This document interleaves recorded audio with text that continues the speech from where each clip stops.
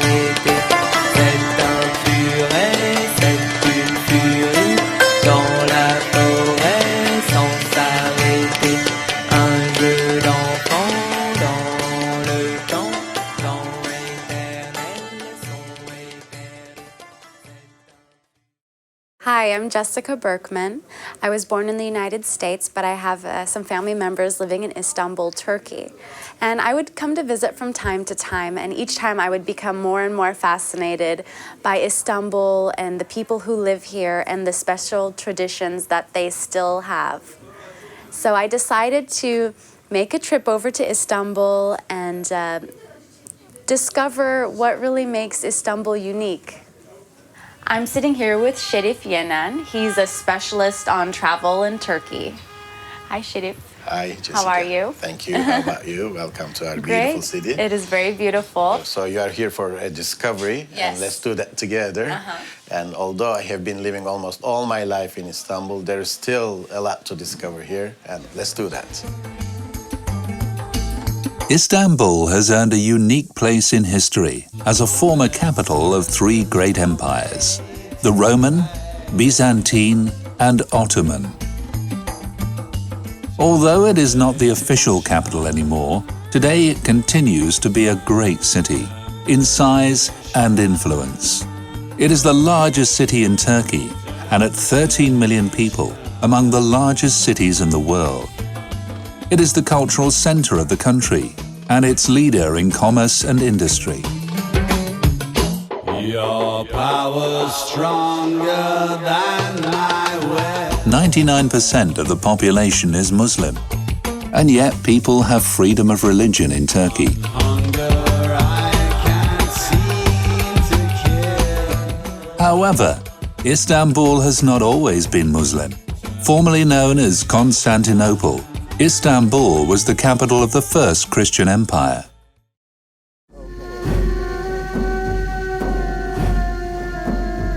Of the many landmarks to see in this city, the Hagia Sophia is the most important.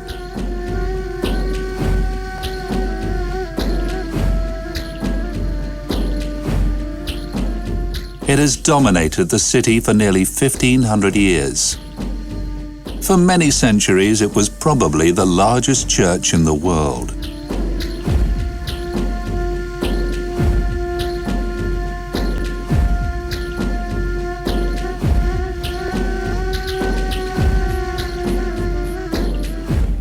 After more than 900 years of Christianity, in 1453, the Turks declared Constantinople as their new capital and converted the Hagia Sophia into a mosque. For nearly 500 years, it went on to serve as a mosque, and many Ottoman sultans prayed here.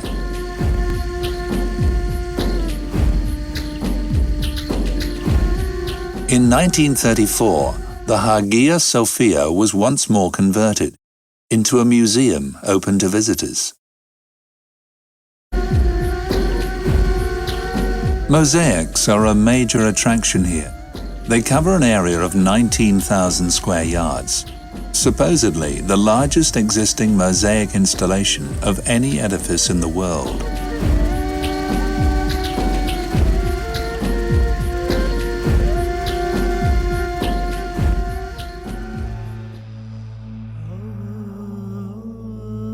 Facing the Hagia Sophia is the Blue Mosque, built 1,100 years later in the 17th century.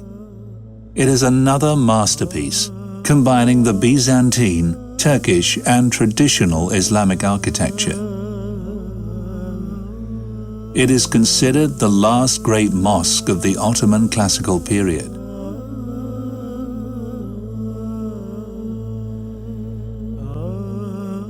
I'm sitting here in the Blue Mosque, which Turkish people never refer to it as that, but as its true name, the Sultan Ahmed Mosque. And next to me is Emrullah Hoca, who is the Imam of this mosque. How is being an Imam different from being, say, a priest or a monk? İslam dininde temel olarak bunu First of all, there is no clergy in Islam. We do have people working in religious services, but that doesn't separate them from other people. There is no clerical institution that makes them hierarchically superior to ordinary people. Ayrı bir konuma iten bir yapısı yoktur. Do you have a family of your own? Tabii ki ben 33 yaşına gelmişken Certainly. evlendim. I got married when I was 33, and God bestowed 3 children upon us, 2 sons and a daughter. Nasip etti. İkisi erkek, birisi kız. One of my sons is in the United States, working on his PhD.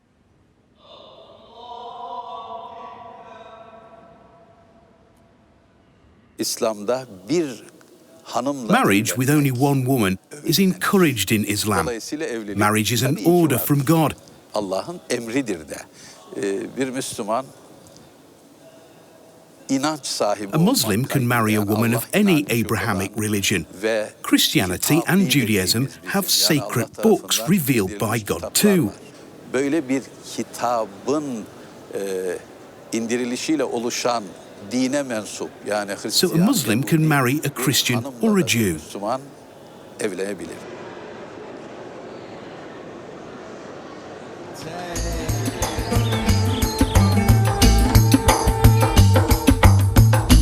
Some promises were made. Ottoman Turks were known to be tolerant of other religions. Instead of demolishing churches, they converted some of them into mosques. A fine example is the Küçük Ayasofya Mosque, formerly the Church of Saint Sergius and Bacchus.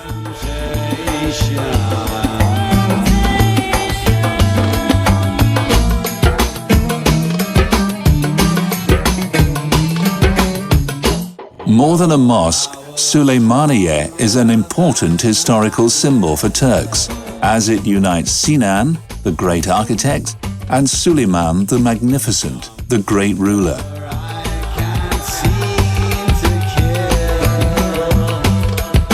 The architect Sinan also built the very beautiful, though smaller mosque, the Rüstempaşa. 16th century Iznik tiles nearly cover most of the interior. We know you're a very busy man, that you wake up early and you lead 5 prayers a day starting at sunrise. Do you ever have time for yourself during these days? İnsan madem ki ailesi vardır. A man has a duty to spend time with his family, go places with them, visit friends and so on. Olabilmek, zaman zaman bir yerlere gidebilmek, ziyaretlerde bulunabilmek. Oralara gitmek çok güzeldir. Yani bir deniz kenarına gitmek çok güzeldir, bir orman. We may go to the seaside or have a picnic in a wooded area or go to a hilltop for the scenery. Zirve yerlerden dünya. It's refreshing to be out in a green environment and to see what God has created. Yeşillik bir. There are countless beauties to be seen in nature.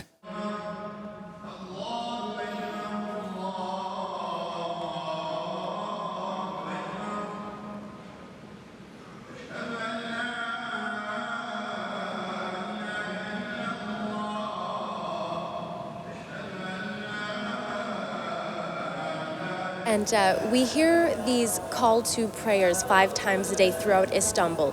Are they played off of a tape or are they live? Ezanlar canlı. The person who does this is called a muezzin. Ezin dediğimiz. Calls to prayers are always done live.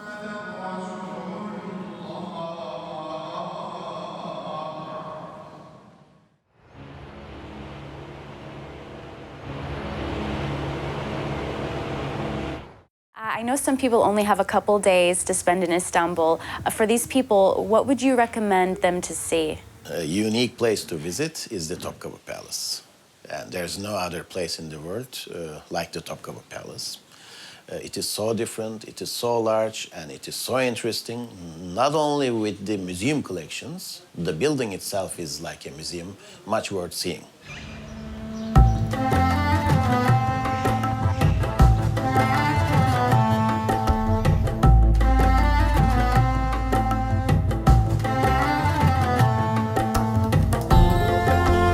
The Topkapı Palace was the primary residence of the Ottoman Sultan and his court, as well as the centre for state functions and administration for nearly 400 of the total 624-year duration of the Ottoman Empire. The 25 sultans who resided here from the 15th to the 19th centuries added parts to it, leaving us very rich examples of architectural styles spanning 4 centuries.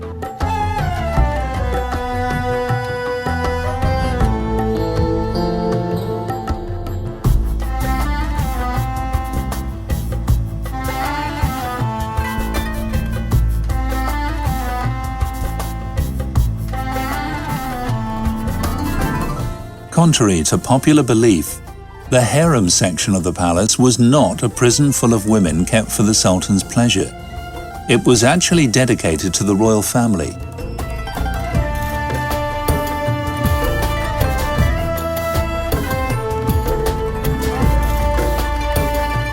It was in these special quarters of the palace that the dynasty lived.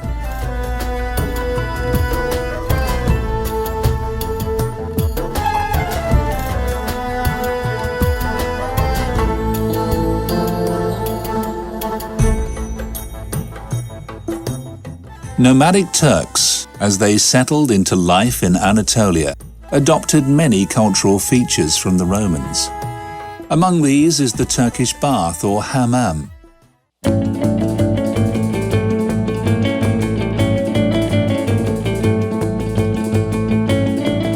Sinan's 16th century Süleymaniye bath still functions, but unlike many other traditional style hammams, it is a unisex complex in which all the masseurs are male.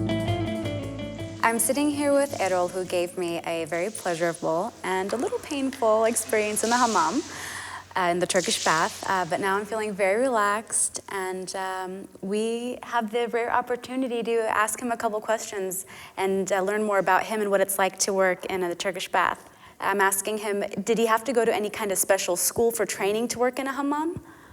There are massage courses available, but usually one learns this profession through an apprenticeship, like many other professions in our culture. Later on, I took massage courses to improve my skills. And is working in a hammam, is it a well-paying job? Pretty good. I'm asking him, when he tells people what he does for a living, what is their reaction? How is it looked upon? People ask me what I do in the hammam.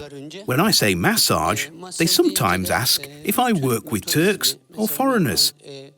In the past, only Turks went to the hammam. Now foreigners are interested too. When I say foreigners, they get surprised a little. You know, a lot of pretty girls probably come in here, and does his wife ever get a little jealous knowing what he does for a living? I suppose she may be a little jealous, but she has a good sense of humour. When she sees foreign travellers or beautiful women strolling around, she says, they will get tired and come to you for a massage later on.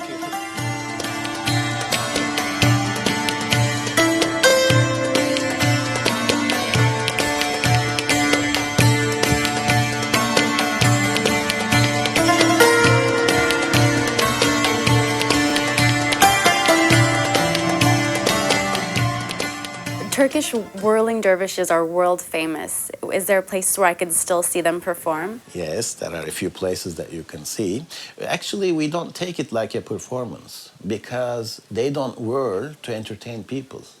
It is a religious sect. These are the Sufi people. There's a great deal of philosophy lying behind that. And they do whirling dances as a part of the ritual. And what they aim in their ritual is actually kind of a unification with God.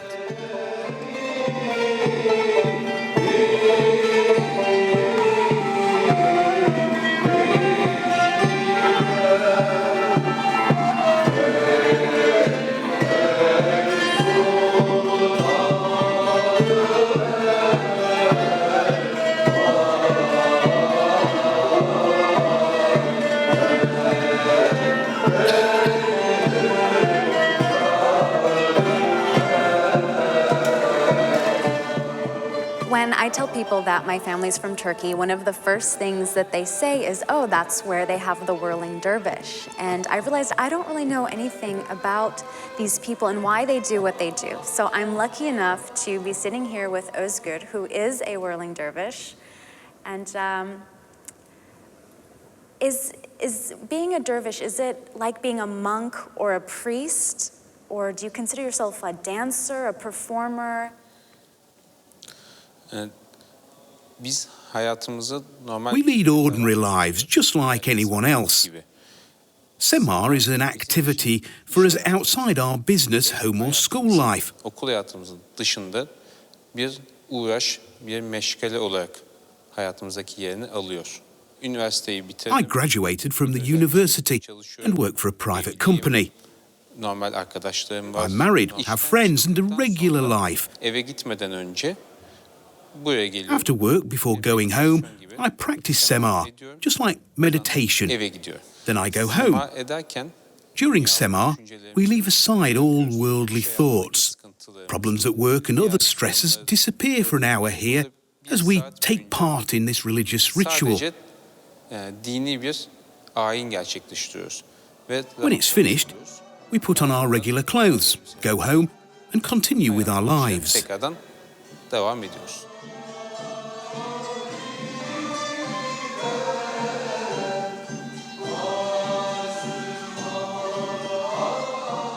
And now approaching the physics part, have you ever measured how fast you go or how many times you can turn in a minute?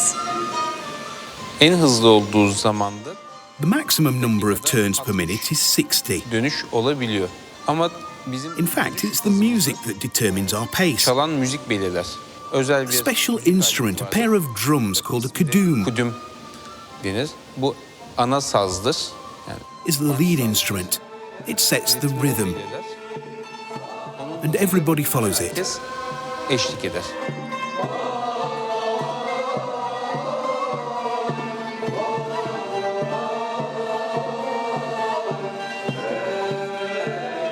You wear a very special wardrobe with a long white gown and a tall hat made out of felt. Does that symbolize anything special? Biz sema ederken üstümüze We bazı do wear kıyafetler- special clothing for the ritual to visually engage others and encourage them to become part of the mystical journey. Biz sema ederken insanları da bir yolculuğa çıkartmak. Bu yüzden özel However, we can practice Samar in regular clothing. The hat symbolizes our tombstone. The black cloak represents the ego. The white gown symbolizes the shroud. Siyah hırkamız egomuzu sembolize eder. Hırkamızın içindeki beyaz uzun elbisemizde We renounce our ego and start out on a journey practicing Zakia, remembrance of God. egomuzu We have no outside thoughts during this time. Tanrı'nın ismini söyleyerek bir yolculuğa çıkıyoruz. Dünyalık bütün düşüncelerden And we repeat the name of God, Allah, Allah, Allah, as a dying person would. Allah, Allah, Allah deyip bir yolculuğa çıkıyoruz. Now, how do you stop from falling down? Because I know when I keep spinning, I get really dizzy.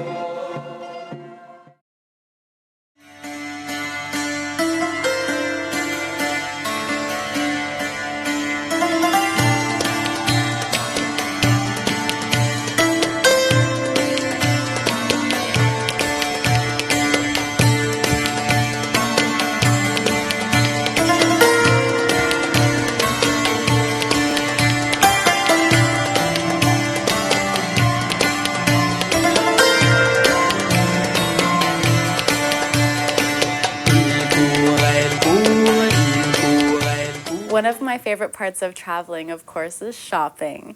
What places should I go to in Istanbul, and what's special here that I can't find anywhere else in the world? For a sustainable tourism, you need to contribute to the local economy. Otherwise, tourism would not sustain. So congratulations on that. And different style shopping is available here.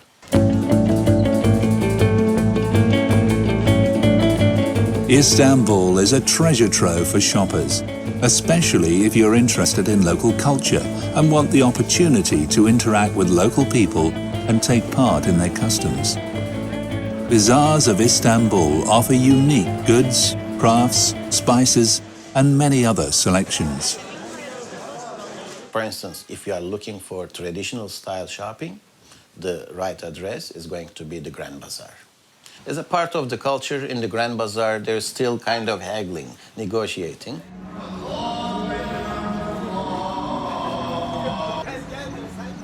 As the Turks made Istanbul Turkish, Istanbul made them Istanbulian. One of the outcomes of this mutual transformation is the Grand Bazaar. We could say the Grand Bazaar was one of the earliest shopping malls, but that would not describe its enormity or greatness today. There are 67 streets lined with approximately 4,400 shops, covering an area of more than 74 acres. You may come across a former inn for caravans, a fountain, or a small mosque among the shops. Cafes are there to refuel you. During exploration of the narrow streets, you'll be drawn from one shop to another.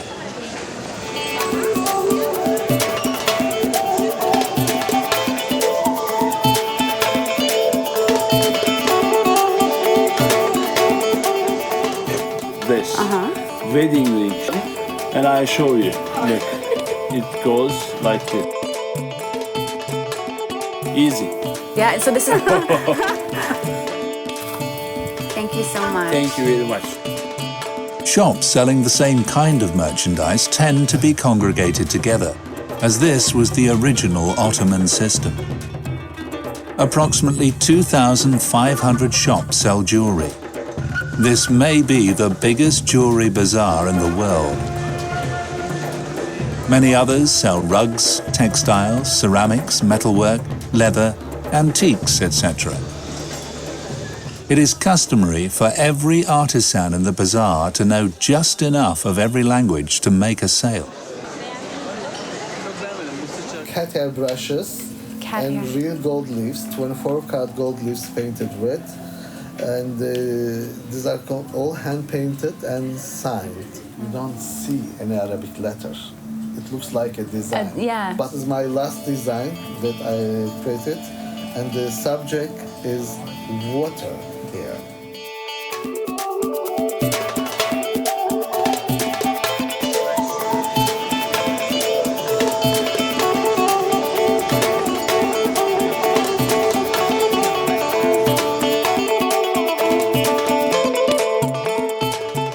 My first question is, what is so special about Turkish rugs that makes people from all over the world come here to buy them? Actually, we should maybe go back to history of Turkish rugs. It is, we have tradition of producing these beautiful rugs, work of arts, for the last 2,000 years. So the variety of colors, the variety of designs, so rich that everybody can find something that would go well in their places. Besides, technical details like quality of material, quality of dyes, densities are so good with Turkish rugs.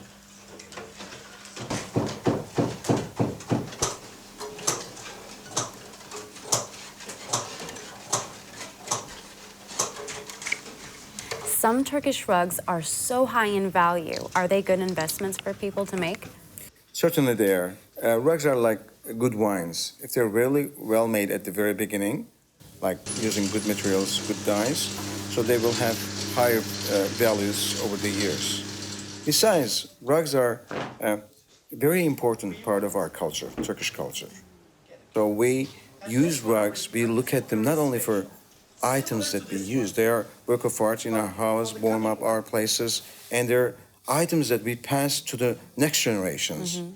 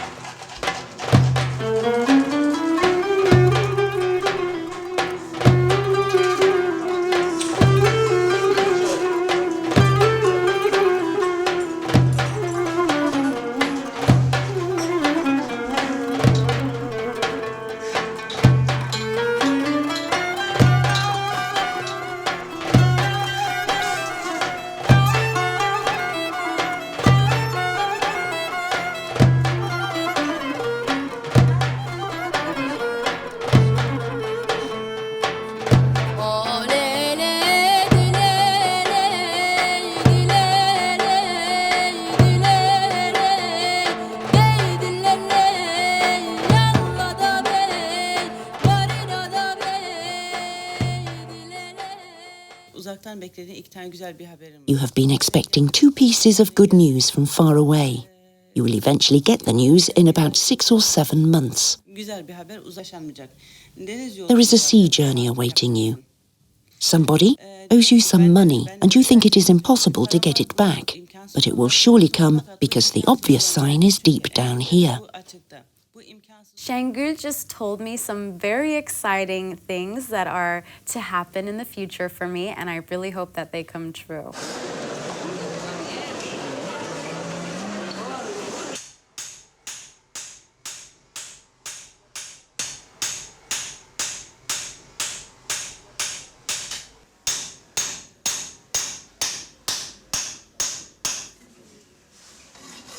Artisans in the Grand Bazaar at first presented competition for Genoese merchants. Then bon marchés, passages of Pera and the department stores. And finally, today, they compete with imported goods. Many master artisans who emigrate to other countries had their start at the Grand Bazaar.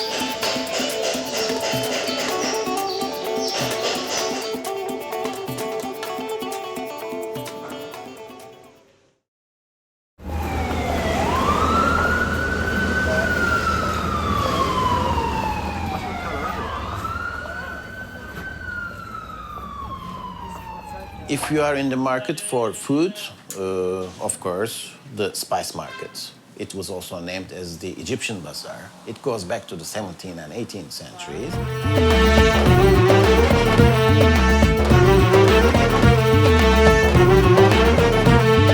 Karaçalı gibi girdin aramıza, Karaçalı gibi girdin aramıza.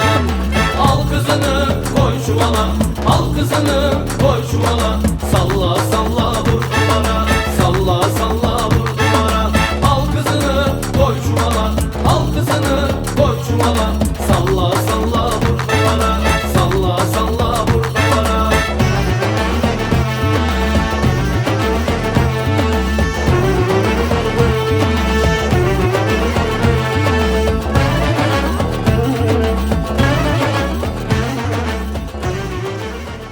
And we just got done shopping the spice market for some of our ingredients that we're going to be using today.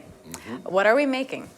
Yes, I mean, so that we mentioned about that, you know, this the fish actually that the bonito fish, The tuna. Is, with the tuna, that the baby version of the tuna, we call it the bonito in English, but in Turkish, you tell me in Turkish. Palamut. Palamut, yes. So.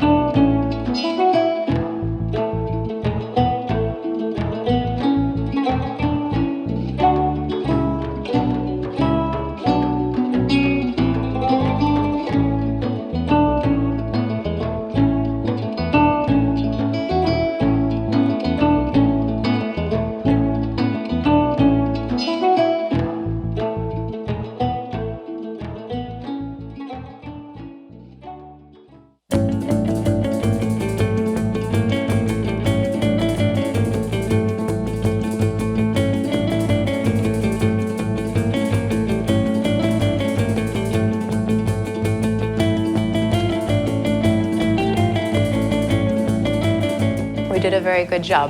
Yeah, That's delicious. lovely.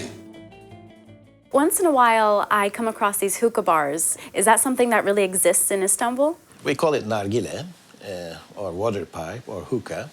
And it's been also a part of the traditional lifestyle. We used to have many of those coffee houses with wooden chairs, and in every corner there would be one or two men enjoying his water pipe. But for a while it disappeared. It came to an end. But recently it's become the new fashion again, especially among the young generation. We have started having coffee houses specializing with these water pipe experiences.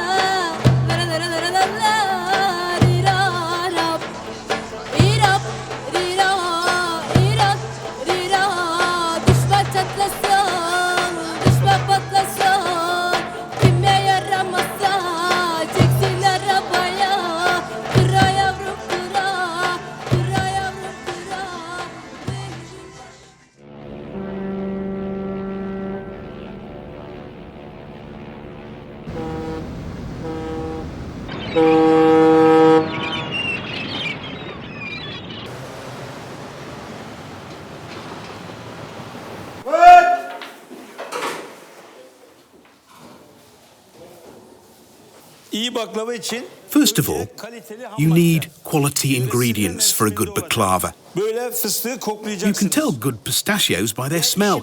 And of course, you need real masters for making good baklava. We will first make the dough thin. Now, hold it like this. Look, you see? Şimdi 1, 2, 3, 4 bakın. 1, 2, 3, 4. Ya hadi tut. Bununla da atacaksın. Bunu mu atayım? Onu tut. Elinden, sol elinden bunu tut. Ha, bununla da atıver. Ama bakın bak starch. Yani nişasta. Okay. Ha, hadi. 1, 2, 3, 4. It takes 6 to 7 years to become master. Şimdi Now, we will make baklava together. tepsiyi koyduk. Bir tepsi It takes 3 hours to make a tray of baklava. Quickly. Hadi çabuk bak. One bak. By one. Görüyor musun? Tek. Hadi. Okay, at least I'm doing this right. We place the layers one by one so air can enter between them and the baklava will puff. Şimdi fıstık atacağız. Now we add pistachios. Bak fıstığı kokla. Smell the pistachios, come on. Really good. Natural. Pistachios. Hadi. Sprinkle them over.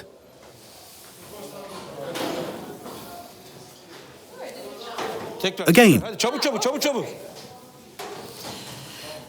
Baklava requires hard work, care and patience. Dikkat ister, sabır ister. İşte bu onun için. We don't want it to overflow the tray or we'd have burnt pistachios in the oven. Şimdi burada dilim çok önemli. Ver. Şimdi buna Now we will pour the butter. Ver ustam. Sıcak tereyağı. This is hot butter.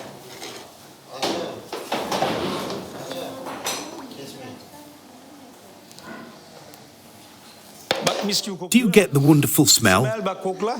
Smell it. Evet şimdi böyle It is butter. koklayın mis gibi tereyağı.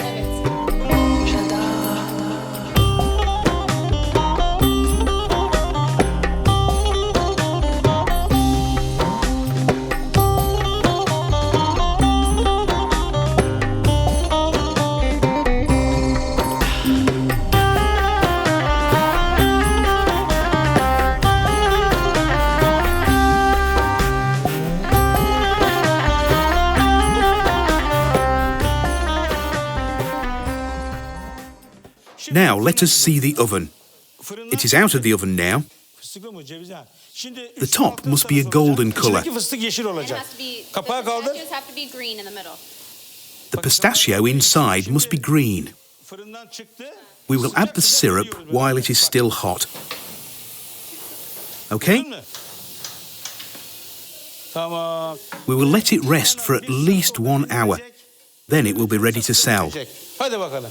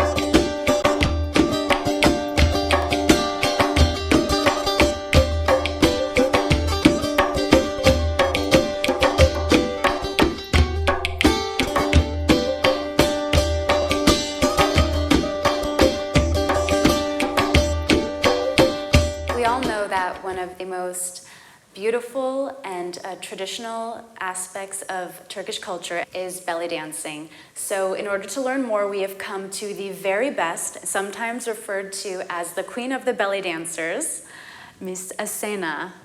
Hi. Hi. Thanks so much for inviting us to your studio to talk to us. Yaklaşık 3 yıldır By popular demand, I started a belly dancing school, better to say studio, and we have been actively teaching belly dancing for 3 years. bu arka köşe, bu öbür köşe, bu köşe. Turizm işletme okulu. I studied tourism management, which seems to have nothing to do with belly dancing, but I do make my living by dancing at hotels, so you might say my work is somewhat related to travel business. After school, I got a diploma from LCC Modelling and Charm Academy. Later on, I took various jobs in different businesses. Incidentally, I was discovered as a dancer, and that's why I started belly dancing.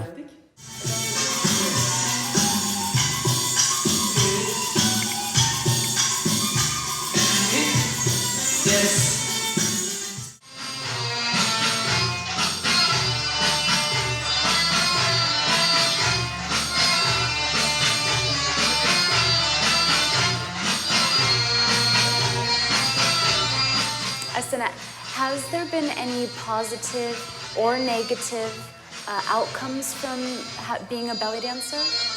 Bir döneme kadar kötü görünen bir meslek. Until recently, it was perceived somewhat negatively. People did not respect you because you were scantily dressed. But I have never been treated that way. I get more applause than the popular singing stars. Daha çok alkış aldım her zaman.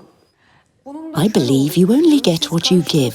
If you represent belly dancing in a negative way, then it comes back to you negatively.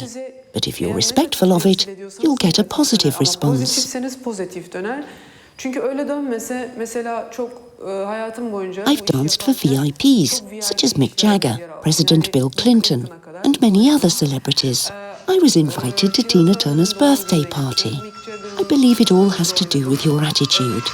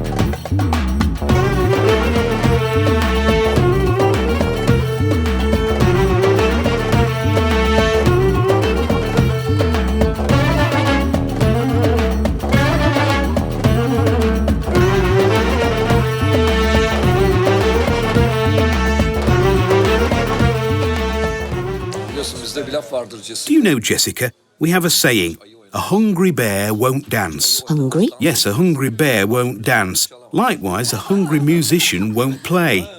Would you play that rhythm? Let us play a little, eat a little, and then play some more. Easy? Easy? No high volume. Easy doesn't necessarily mean decreasing the tempo. Lower the volume a little more.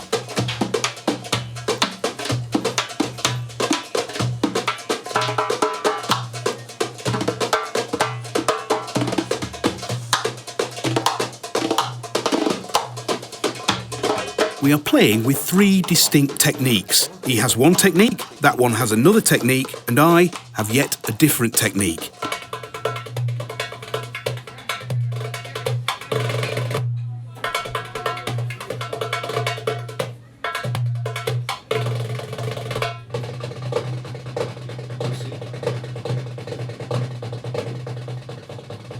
Sounds like rain falling. Yeah. I like it.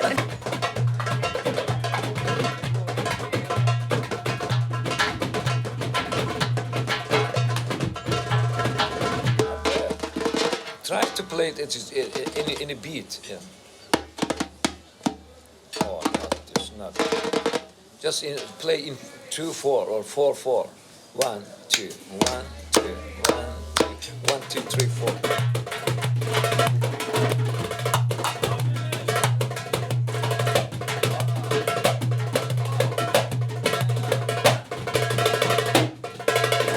Jessica. Cheers. Cheers to you. Şerefe. Evet, size de. Cheers to you too.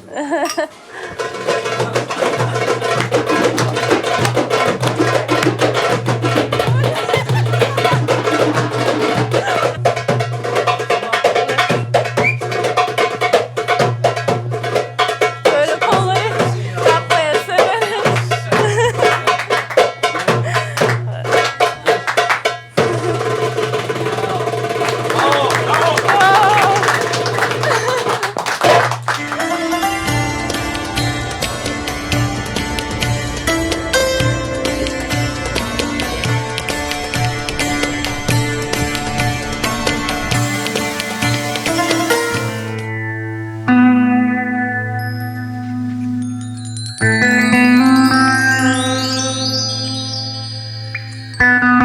Throughout Byzantine history, a permanent supply of fresh water was essential to Istanbul, especially when the city was under siege.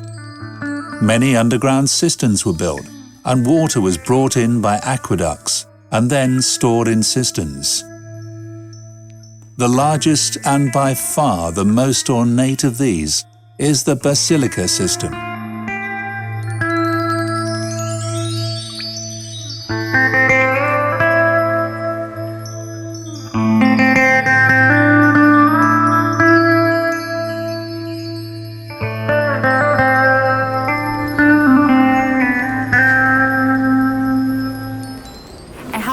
Museum been open? The museum project started actually in the late 80s at the same time with the Istanbul Biennial for Contemporary Art. In terms of the quality of its production, it's really in high quality now. The techniques used, like the new media, photography or digital arts, Turkey is really in big progress. Contemporary art or art can be very provocative, and it has to be. That's what art is for. Of course, many artists deal with the nudity or women rights or gender issues like gay rights, etc. here in Turkey.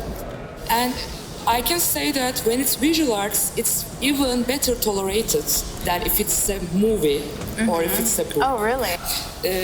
Turkish contemporary art has a good reputation, and it's getting even better.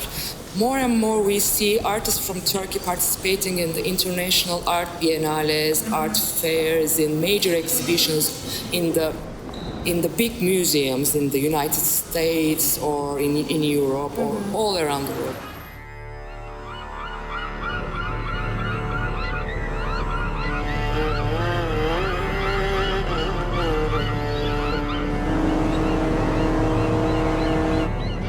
In the history of the city, before the arrival of the Turks, much before actually, for many centuries, it was the Byzantines who lived here.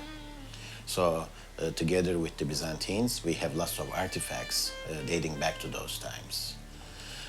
The Chora Monastery, which is filled with beautiful mosaics and frescoes inside, is a must-see place.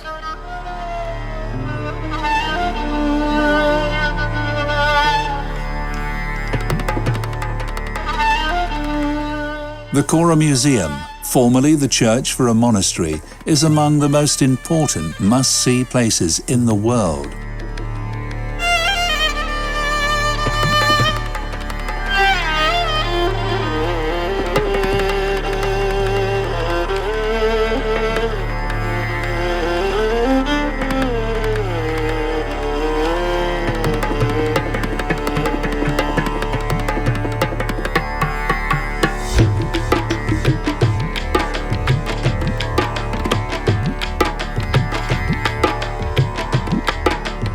The mosaic and fresco representations of the lives of Jesus and the Virgin Mary are so realistic, correctly proportioned and lifelike that the face of Jesus even conveys a look of compassion.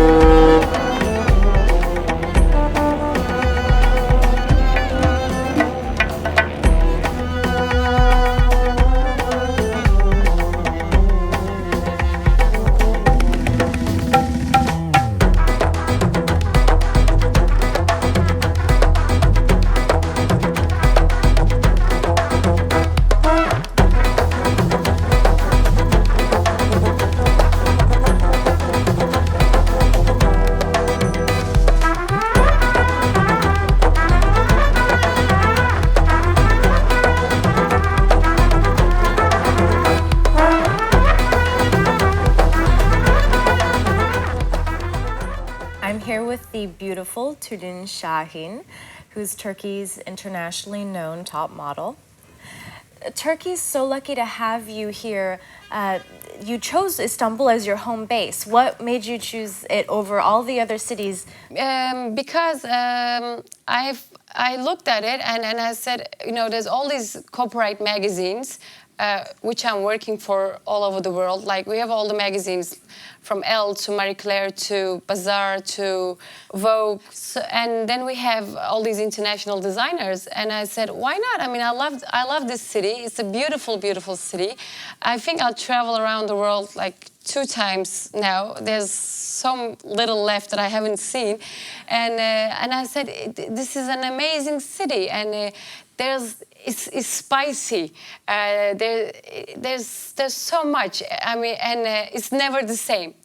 One day to next day, it's never the same. You never know what to expect. No, you will never get bored here. I mean, there's a lot of action going on.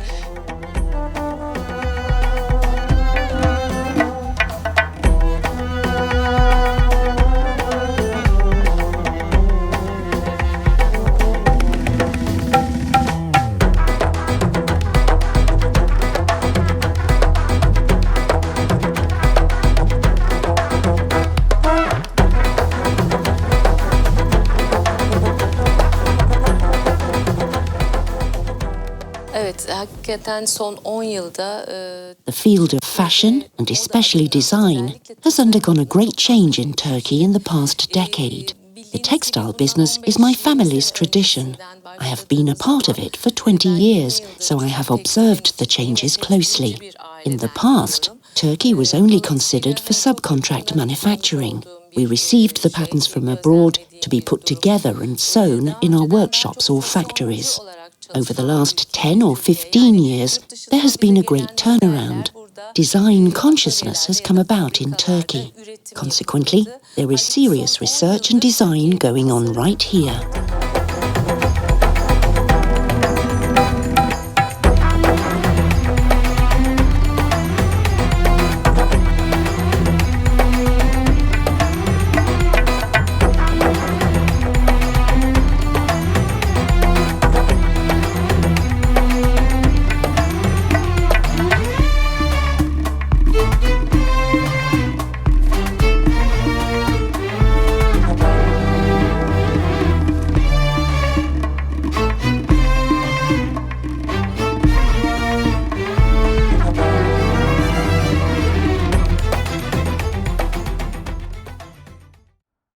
And there is another very interesting feature about Istanbul. It is located on two different continents. So half of the city is on the Asian continent and the other half is in Europe. So this is unique in the world, and right in the middle of the city is the Bosphorus Strait, which connects the Black Sea to the Sea of Marmara. In ancient and medieval times, nearly all commerce between the Black Sea and the Mediterranean was routed through the Bosphorus Strait, and it is still an important trade route, with an average of 55,000 ships passing through it annually.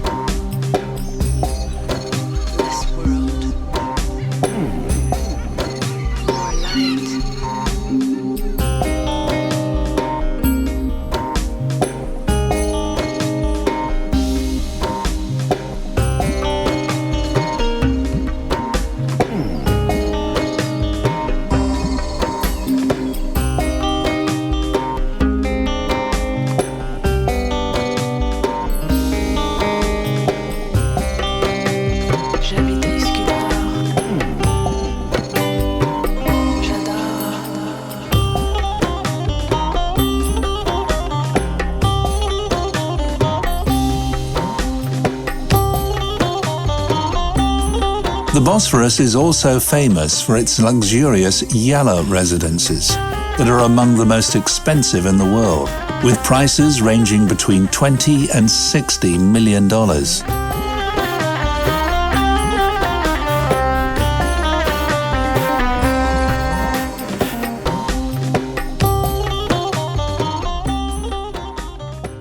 We're used to seeing the palaces and fortresses along with the yallas, which is waterfront homes on the Bosphorus. But we're always looking from outside onto them. And we have a very rare opportunity to be inside one and see what they look like from the opposite perspective.